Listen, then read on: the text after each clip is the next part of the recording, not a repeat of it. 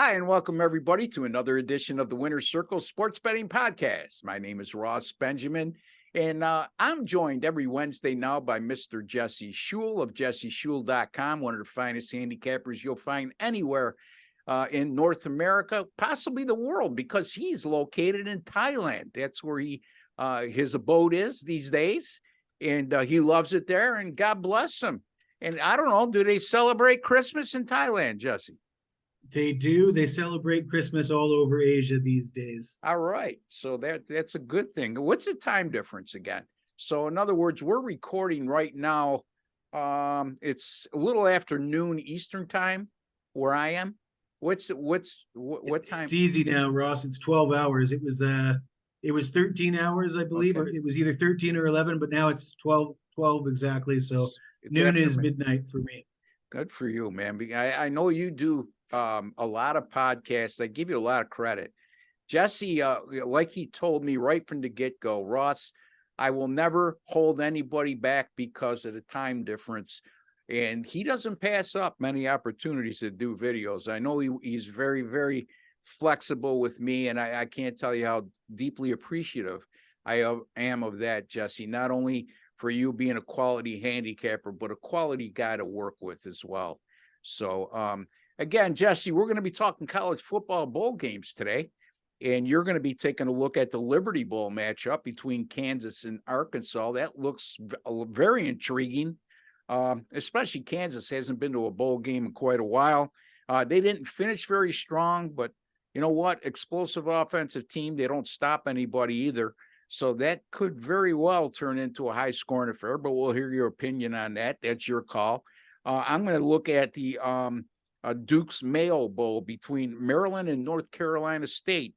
Our games go on Wednesday the 28th and Friday the 30th of December, folks. So you have plenty of time to take a look at these matchups. And keep in mind, folks, we're taping right now the 21st. So we're taping, these games won't go for 8 and 10 more days.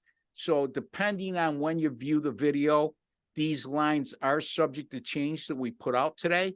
We always grade them on the line that we give out at the time of the podcast. Sometimes it works for us, and sometimes it works against us. So it's a pretty even deal. That's the only way we could do it fairly. Anyway, Jesse,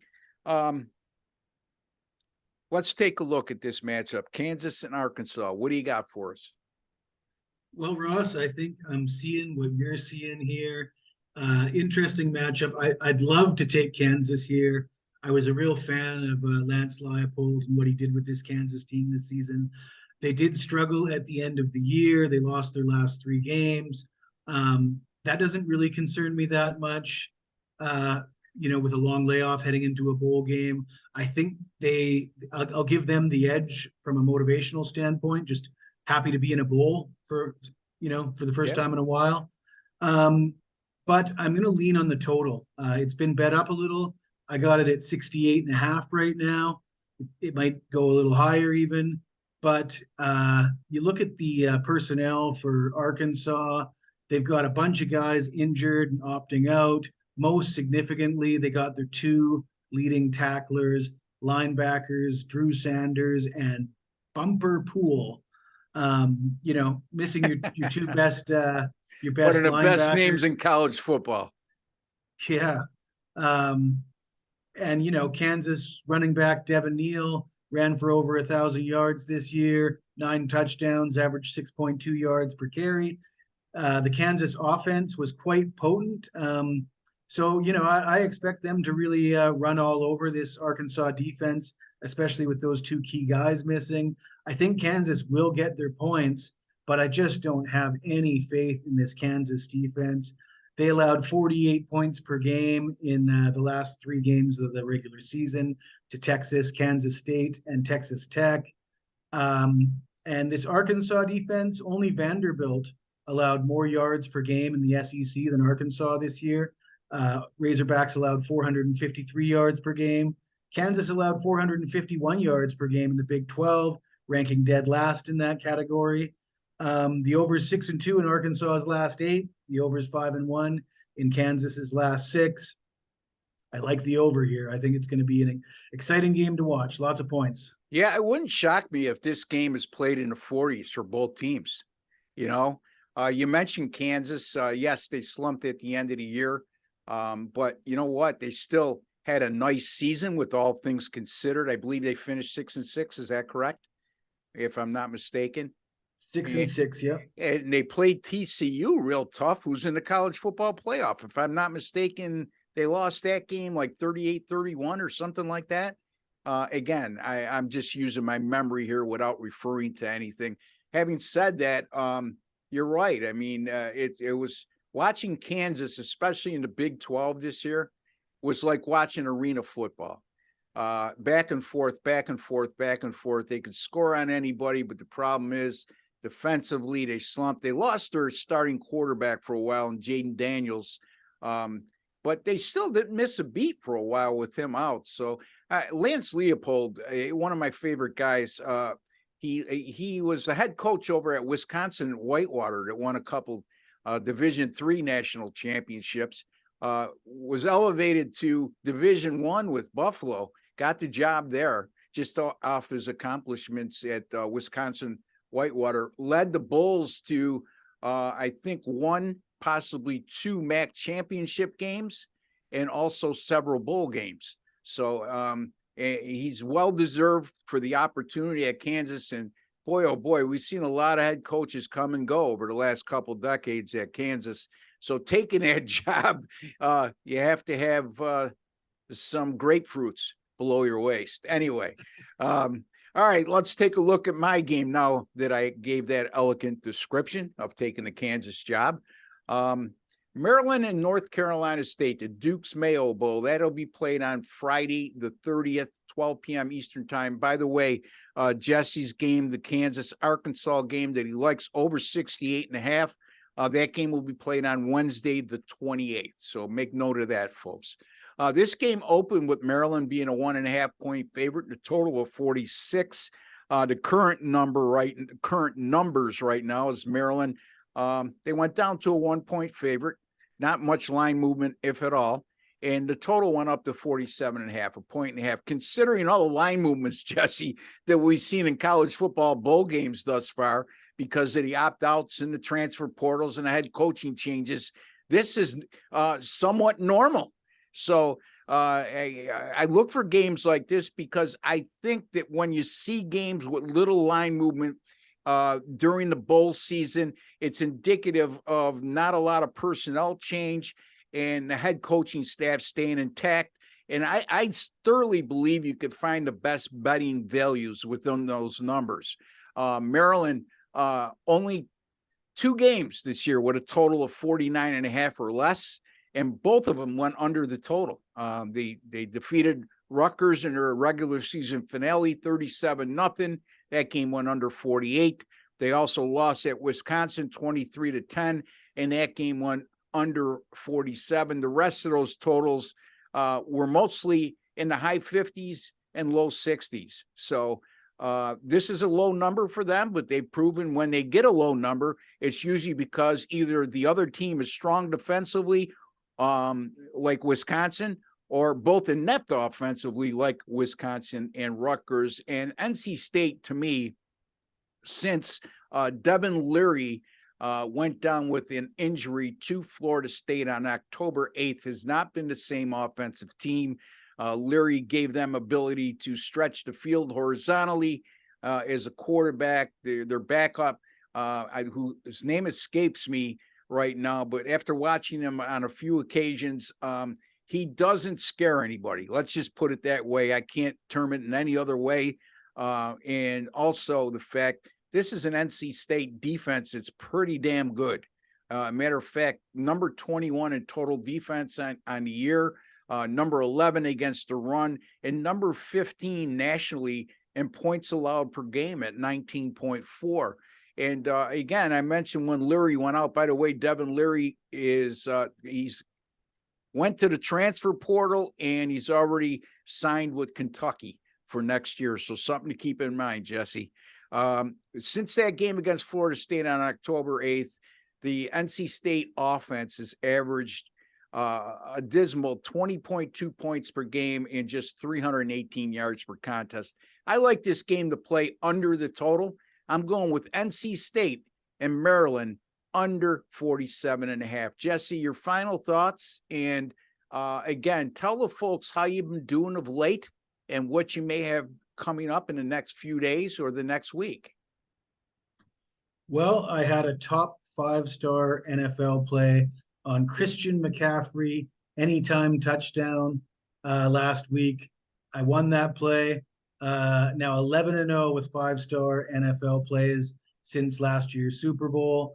And I did all right this weekend. I had a pretty decent weekend, which is pretty amazing when you consider all the goings on this weekend. I mean, Sunday was absolutely wild with that Vikings comeback. Yeah. The Patriots loss. Actually, that was Saturday. That was Saturday.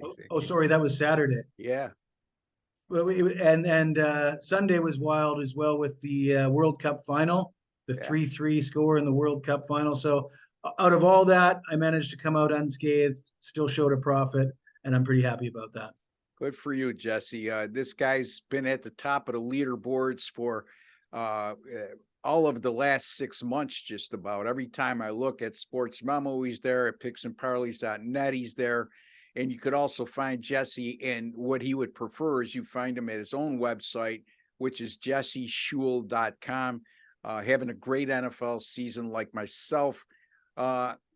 Some people would say I'm not having a great NFL season. I'm pretty happy with it. I'm at 57% for the year. That'll make you a lot of money, folks. Also, my NFL 10-star top plays, which are the equivalent of a best bet, is this year 13-5 with those plays. And if you go back to last year, I am 22-10 with my last 32 going back to early November of last year. So NFL enjoying a nice campaign, and my NFL 10-star top plays hitting at a very high rate. Also college basketball since November 17th, 25-17 with those plays. And the NBA 52-42 since April 1st of this year. All sports 64-51, 56% since the 11th of November. So a lot of good things. And college football bowl season, I forgot to mention that. 3-0 to start the year. I've been very selective, Jesse.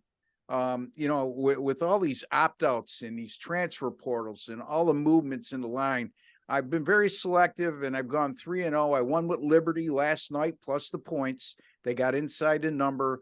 Saturday, I had a nice 10-star top play on Oregon State, who just destroyed Florida. Perfect example of a team that was missing a lot of players due to the transfer portal and opt-outs for the NFL draft, and it showed. So anyway, you got to keep an eye on that kind of stuff at this time of year. And if we know about it, the lines makers know about it too. So just keep that in mind. It's all baked into the line. I've only played 2 bowls so far this bowl season. There you go. Yeah. Trying to be selective. I won one, I lost one. Won with Fresno State and lost with UTSA in the game against who was it again? Troy, yeah. The only reason I know that is because I had Troy with a $2 special at Sports Memo. Mm-hmm. So, but yeah, I mean, that game could have went either way too. Anyway, 2 good handicappers here, folks. You can make a lot of money with us. We're on a lot of the major sites across the internet, but we prefer you go to our sites, jesseshul.com, rbwins.com. Jesse will be back with us next Wednesday, because I'm not taping anything on Friday, folks, because of the holiday weekend. And until then, just a friendly reminder, tomorrow, Doug Upstone will be with me, giving out a couple of NFL free picks. And then we'll be back on Monday, resuming 5 days a week, college basketball and the NFL and college football bowl games we'll be covering next week, folks. If you have not subscribed to our YouTube channel, please take a second to do so. It's absolutely free.